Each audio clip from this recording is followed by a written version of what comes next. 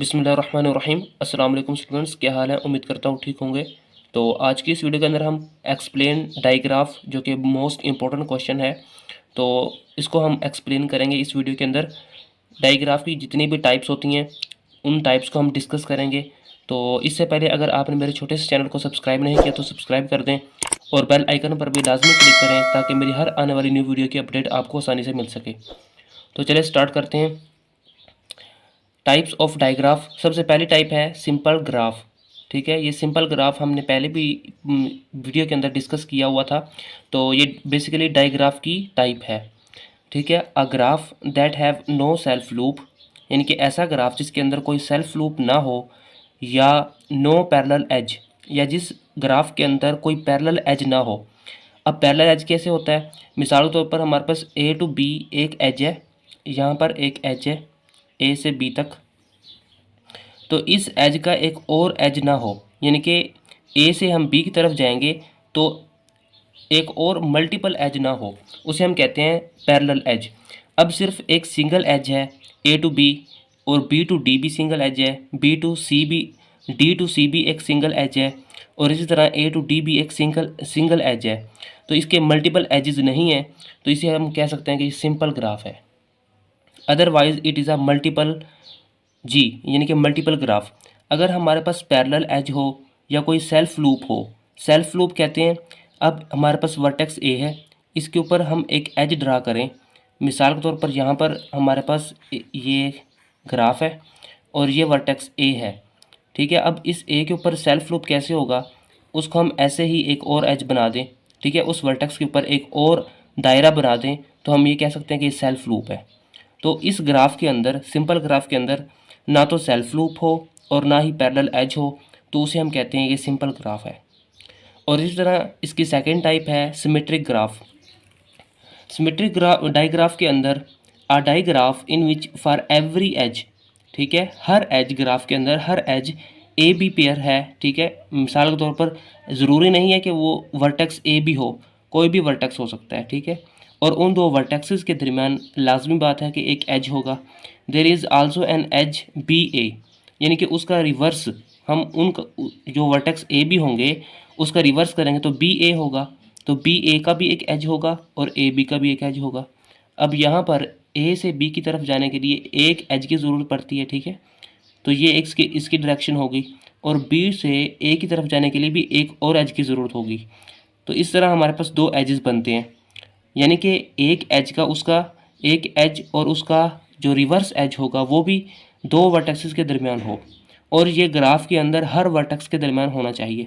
अब यहाँ पर देखते हैं, बी से सी की तरफ जाना है तो उसकी भी एक डायरेक्शन है, और सी से ए की भी एक डायरेक्शन, सी से बी की भी एक डायरेक्शन है, और इसी तरह सी से डी की तरफ एक डायरेक्शन जा रही है इस एज की, और डी से सी भी, और ए से डी, और डी से ए, यानी कि ये रिवर्स एजेस हैं और हर वर्टेक्स के दरमियान ग्राफ के अंदर होने चाहिए। तो उस ग्राफ को हम कहते हैं सिमेट्रिक डाइग्राफ। और इसी तरह हमारे पास एसिमेट्रिक डाइग्राफ है, digraph that have at most one directed edge, यानी कि सिर्फ वर्टेक्स के दरमियान, दो वर्टेक्स के दरमियान सिर्फ एक एज हो, between a pair of vertexes, but are allowed to have self loop, but are allowed to have self loop, यानी कि इस ग्राफ के अंदर सेल्फ लूप की भी इजाज़त है। यानी ऐसा ग्राफ या ऐसा डाइग्राफ जिसके अंदर दो वर्टेक्सेस के दरमियान सिर्फ और सिर्फ एक एज हो, और उस ग्राफ के अंदर एक वर्टेक्स का सेल्फ लूप भी हो सकता है। अब मिसाल के तौर पर ये एक डाइग्राफ है, ठीक है, इसके अंदर 4 वर्टेक्सेस हैं, ए बी सी और डी। तो यहाँ पर हर एज ए के साथ तो ज्वाइंट है, लेकिन उसका जो पेयर बन रहा है दूसरे वर्टेक्स के साथ, मिसाल के तौर पर ए से बी की तरफ भी एक पेयर बन रहा है, ए से सी के साथ भी एक पेयर बन रहा है, और ए से डी के साथ भी एक पेयर बन रहा है। ठीक है, और हर पेयर के साथ सिर्फ एक एज ज्वाइंट है। ठीक है, ए से डी की तरफ एक वेक्टर जा रहा है, यानी कि एक डायरेक्शन शो हो रही है, और सी की तरफ भी एक डायरेक्शन है, बी की तरफ भी एक डायरेक्शन है, और बी के ऊपर हमने एक डायरेक्टेड एज ज्वाइन किया हुआ है। ठीक है, बी वर्टेक्स के ऊपर हमने एक सेल्फ लूप बनाया हुआ है। तो इस ग्राफ के अंदर, यानी कि जो एसिमेट्रिक डाइग्राफ है उसके अंदर सेल्फ लूप की इजाज़त थी, तो इसलिए हमने यहाँ पर इसकी एक एग्जांपल में सेल्फ लूप भी ड्रा किया, और पेयर के दरमियान सिंगल एज ज्वाइन किया हुआ है। अगर हमारे पास इस तरह जो सेकंड एग्जांपल है, इसके अंदर ये ए से बी की तरफ जो डायरेक्शन जा रही है और बी से ए की तरफ जा रही है, तो इस तरह मल्टीपल एजेस इस एसिमेट्रिक डायग्राफ के अंदर नहीं है, तो इसलिए हमने इसको कह दिया कि ये इसकी एग्जांपल नहीं है। तो कंप्लीट डायग्राफ इसकी फोर्थ टाइप है डायग्राफ की। बेसिकली जो कंप्लीट डायग्राफ होता है, इसके अंदर हर वर्टेक्स दूसरे वर्टेक्स के साथ ज्वाइन होता है। ठीक है, मिसाल के तौर पर जो वर्टेक्स ए है वो हर दूसरे वर्टेक्स के साथ ज्वाइंट है। जो वर्टेक्स ए है वो बी के साथ भी ज्वाइंट है, सी के साथ भी ज्वाइंट है और डी के साथ भी ज्वाइंट है। तो कंप्लीट डाइग्राफ उसे कहते हैं जिसके अंदर तमाम वर्टेक्सेस एक दूसरे के साथ ज्वाइंट हो। अब बी को देख लें, वो बी भी ए के साथ ज्वाइंट है, डी के साथ भी ज्वाइंट है, सी के साथ भी ज्वाइंट है। तो इसकी डेफिनेशन देखते हैं, in which every vertex have same degree. ठीक है, अब हर वर्टेक्स की डिग्री भी सेम होगी। अब अगर ग्राफ के अंदर हर वर्टेक्स दूसरे वर्टेक्स के साथ ज्वाइंट होगा, ठीक है, हर वर्टेक्स दूसरे वर्टेक्स के साथ ज्वाइंट होगा तो हर वर्टेक्स की डिग्री भी सेम होगी। अब ए की डिग्री कितनी है, 3 है। यहाँ पर बी की डिग्री भी 3 है, सी की डिग्री भी 3 है, डी की डिग्री भी 3 है। तो डिग्री अगर चेक करनी हो तो मैंने पिछली वीडियो के अंदर बता दिया था किस तरह डिग्री चेक करते हैं वर्टेक्स की। तो अगर मेरी वो वीडियो नहीं देखी तो मैं डिस्क्रिप्शन में उसका लिंक सेंड कर दूंगा, तो वहाँ से आप देख सकते हैं। तो कंप्लीट सिमेट्रिक डायग्राफ क्या होता है, इसकी फिफ्थ टाइप है। तो कंप्लीट सिमेट्रिक डायग्राफ के अंदर हमने कंप्लीट डायग्राफ की डेफिनेशन देखी थी, उसके अंदर क्या था कि हर वर्टेक्स दूसरे वर्टेक्स के साथ ज्वाइंट होना चाहिए। तो सिमेट्रिक ग्राफ के अंदर हमने क्या देखा था, सिमेट्रिक डायग्राफ के अंदर हर रिवर्स भी उसका यानी कि एग्जिस्ट करता हो। अगर ए से बी है तो बी से ए भी एग्जिस्ट करता हो।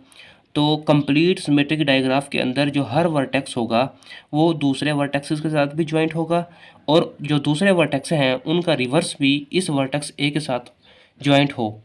मिसाल के तौर पर अगर ए वर्टेक्स है वो बी के साथ अगर ज्वाइंट है, ठीक है, तो बी का रिवर्स भी उसके साथ होना चाहिए। और इसी तरह ए सी के साथ भी ज्वाइंट है, डी के साथ भी ज्वाइंट है, तो इनका रिवर्स भी ए के साथ होना चाहिए, तब वो कंप्लीट सिमेट्रिक डायग्राफ बनता है। अब यहाँ पर देखते हैं, अगर ए हमारे पास बी के साथ ज्वाइंट है, ठीक है, इसकी डायरेक्शन बी की तरफ जा रही है, तो एक और एज होगा जो बी से ए की तरफ जाएगा, ठीक है, और उसकी डायरेक्शन ए की तरफ होगी। और अगर हम ए को सी के साथ ज्वाइंट करते हैं तो इसकी डायरेक्शन सी की तरफ होगी और सी को ए के साथ ज्वाइंट करेंगे, उसकी डायरेक्शन ए की तरफ होगी।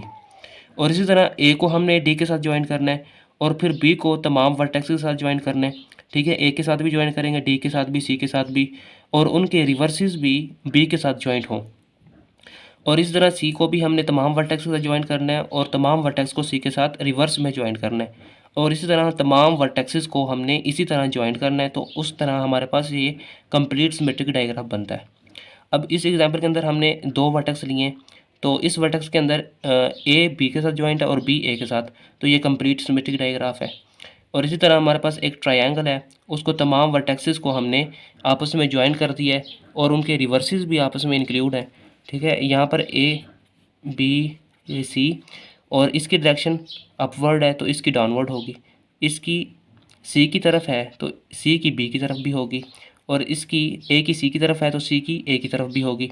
तो इस तरह ये हमारे पास कंप्लीट सिमेट्रिक डायग्राफ की एग्जांपल है। आगे देखते हैं कंप्लीट एसिमेट्रिक डायग्राफ क्या होता है।